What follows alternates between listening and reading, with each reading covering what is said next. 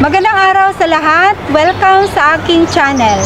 Ang layunin ko ay makapagbahagi sa mga katulad kong cancer patients. Sa video na ito ay ibabahagi ko ang aking top 5 therapeutic plant-based foods na nakatulong sa aking pagpapagaling. Ang mga simpleng plant-based foods na ito ay nakatulong sa aking digestion. Nagbigay sa akin ng enerhiya at sumusuporta sa aking healing.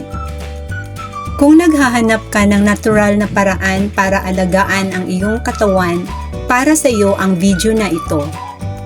Simulan natin sa food number 1, turmeric, the anti-inflammatory star. Ang luyang dilaw ay kilala sa maraming benepisyo sa kalusugan. May anti-inflammatory na nakakatulong bawasan ang mga pamamaga o tumor sa katawan. Mas epektibo ito kapag sinamahan ng kaunting black pepper para mas maabsorb ng katawan. Food number 2, alugbati, the leafy powerhouse. Mayaman sa fiber na nakakatulong sa maayos na digestion at may iron na tumutulong sa pag-iwas sa anemia. Pinakapaborito ko ang ginisang alugbati.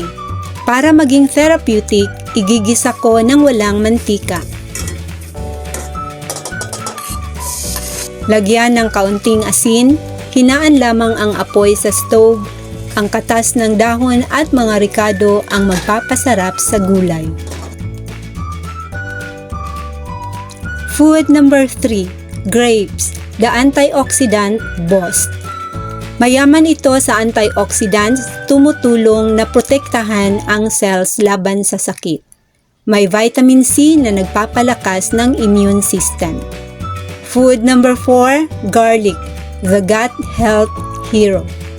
Ito ay may antibacterial at antiviral na tumutulong laban sa impeksyon. Nakakatulong din sa pagpapalakas ng immune system. Food number 5, avocado, the healthy fats.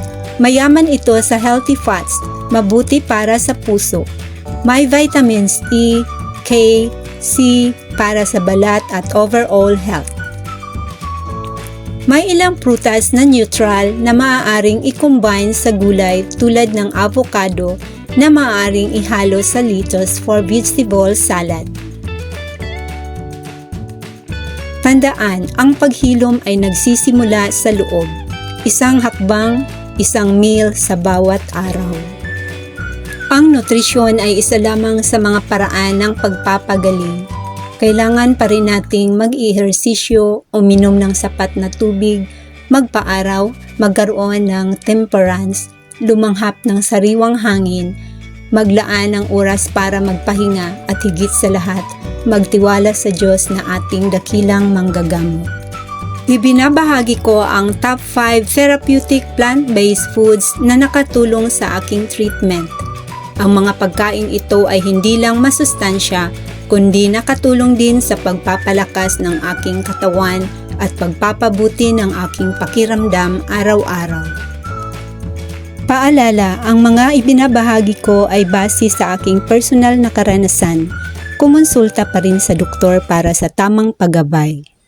Maraming salamat sa panunood. Please like, share and subscribe sa aking channel.